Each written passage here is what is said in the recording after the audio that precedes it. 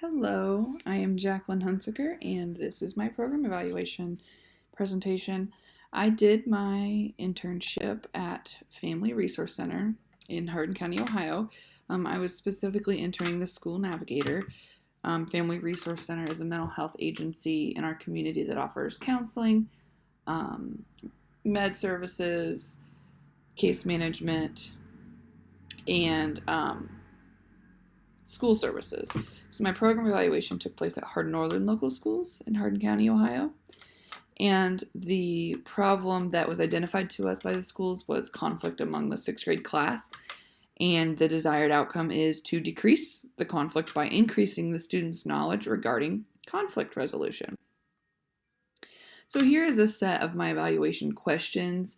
The curriculum that we used for our small group was life skills curriculum. So we were looking at, did the students in the life skills small group increase their knowledge in conflict resolution strategies? 2, did they alter their attitudes towards becoming able to self-monitor themselves and perform proper conflict resolution between peers? 3, did they reduce the use of name calling? And 4, did the amount of office referrals that was being sent to the office due to conflict decrease or get reduced 50% after the life skills group concluded? So here's a little bit about the intervention of the life skills curriculum. I chose this program because my practicum site, Family Resource Center, uses it as their evidence-based group curriculum. And so the life skills curriculum is going to consist of worksheets, social stories, and a lesson for each week. Each session focuses on a new topic and social skill, and not all topics are specific to conflict resolution. Each session is 30 minutes, and we had to cut the group to just 6 weeks instead of we originally intended 8 weeks, but due to the COVID restrictions and scheduling and all of that, we needed to cut it to 6, and then there are 30 sixth grade students in the group. Now here's my logic model. The inputs we kind of looked at, just is there going to be space available to resolve conflict with peers and to cool down? We kind of needed to know that ahead of time before we, talked about that with the students, letting them know there was. We kind of said we wanted time to educate the staff on the life skills program, and unfortunately we did not get time to do that.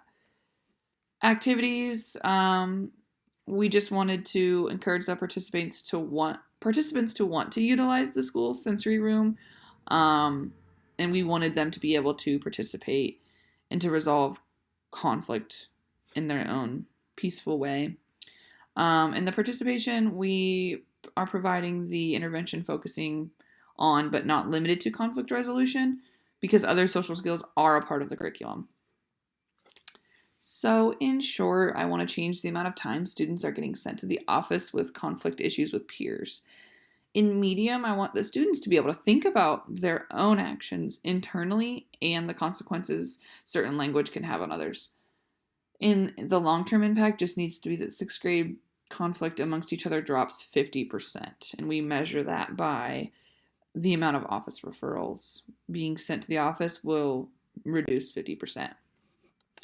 So I kind of continued here with my assumptions and my logic model. Going into this, we assumed that each client has a supportive family base and has all their basic needs met.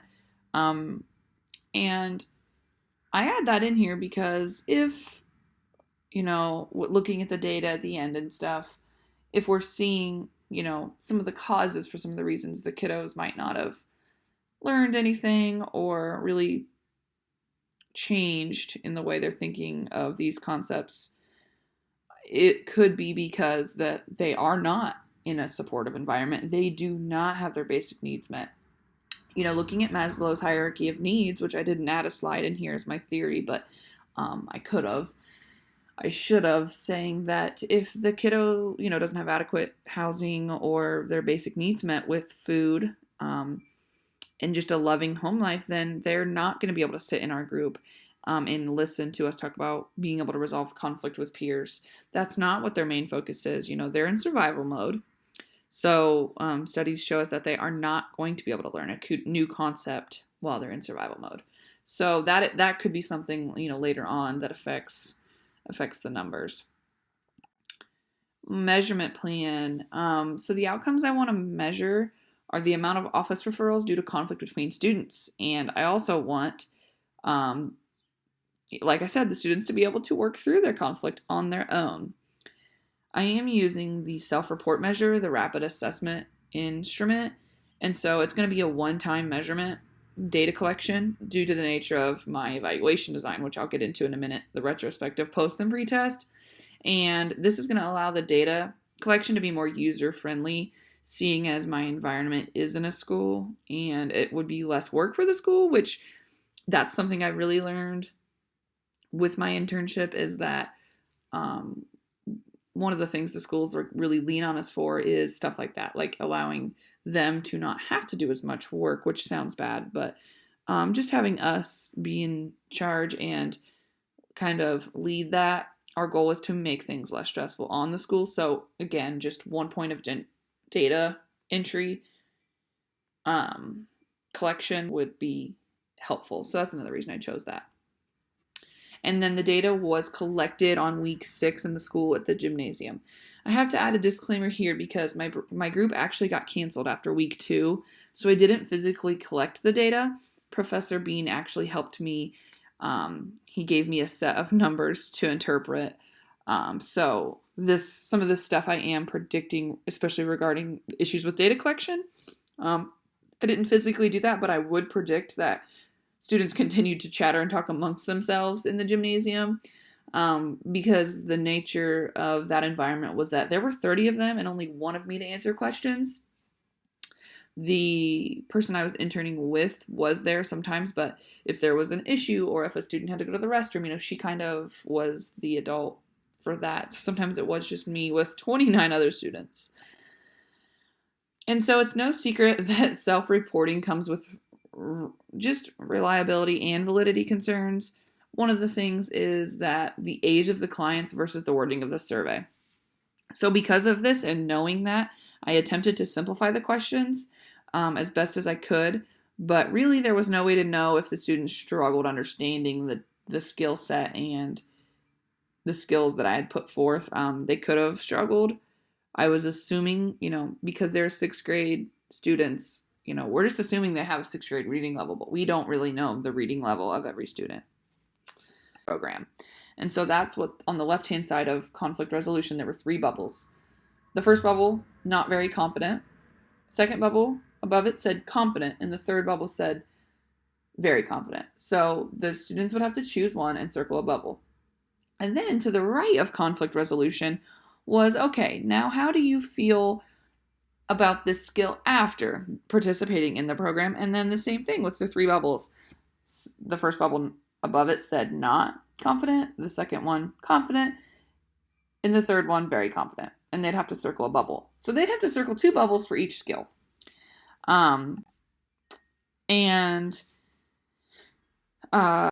Let's see. Speaking to the retrospective, post, and pretest, the reason I did that was because, like I said, less points of entry for data collection.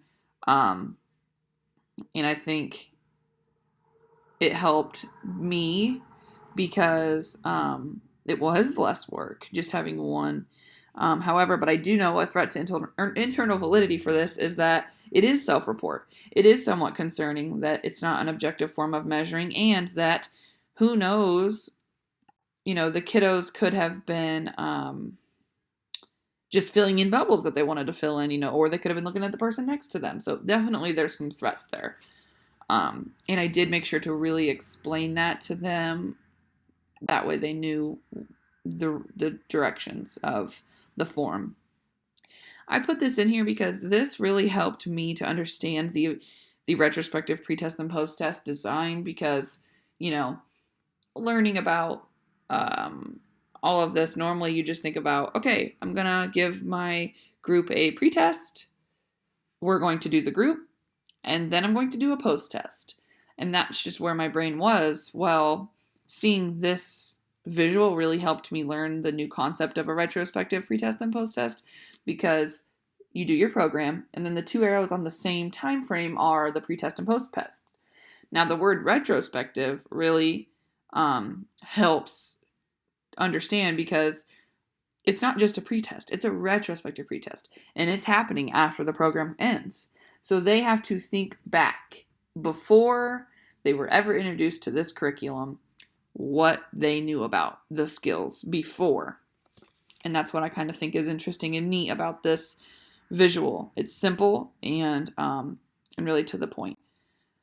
And then to data analysis, I use the paired t-test because unlike other evaluations, I had to do post and pre-data for the same individual.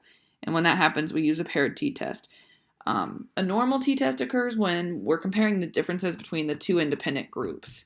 But that's not what, my design is. I have one individual with pre and post data before and after the intervention occurs. Statistical analysis is important to test to make sure our hypothesis provides whether or not the results are likely to be a chance fluke.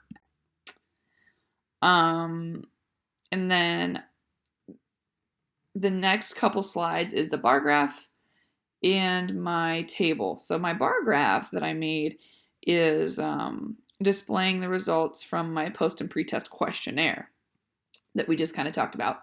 And then the next slide will be the table displaying all the... You can see that there was a significant change. I know it's kind of small, but basically just looking at the blue lines, they are all lower than the orange lines. And the blue is the pre-test scores. On the left-hand side there, you can see the mean results is as the numbers on the left. So like number 1, question 1 was a little over 2 of the mean results for pre-test, and then post-test it was at 4. So that's a significant increase, and you can see every single effect size for every skill was over +1. And then definitely showing us that there was a significant change of knowledge for the individual on each skill before and after the intervention. D, which is my effect size, showing that how meaningful my results were. The effect size of every skill is large because my results are over +1. This means that my study is practically significant because of my large effect size. So, conclusion. So the conclusions about the outcome of the life skills curriculum are that the program caused the participants to become more familiar with the 8 skills revolving around conflict resolution. So our intervention did what we wanted it to. It got the kiddos more familiar with those skills that we were looking to assess, and that was the goal. That's what we wanted. And future program evaluations. So I think the next time I do a program evaluation, I will still choose the retrospective pre-test and post-test because I enjoyed the idea of only collecting data once, and it was seemingly just more simple. I really enjoyed the design. And since I did the program level evaluation this time, I think that I will do a case level evaluation in the future just to get the experience of doing it that way. But with every experience of doing something new, lessons are learned, and we gain more knowledge and become more familiar and comfortable with those skills, which was the case for me because it's just not a secret that program evaluation was very foreign to me before this, but learning about program evaluations and then doing one has actually been a very rich learning experience, and I'm very thankful for that moving forward with my career as a school social worker. So here are my references. Thank you.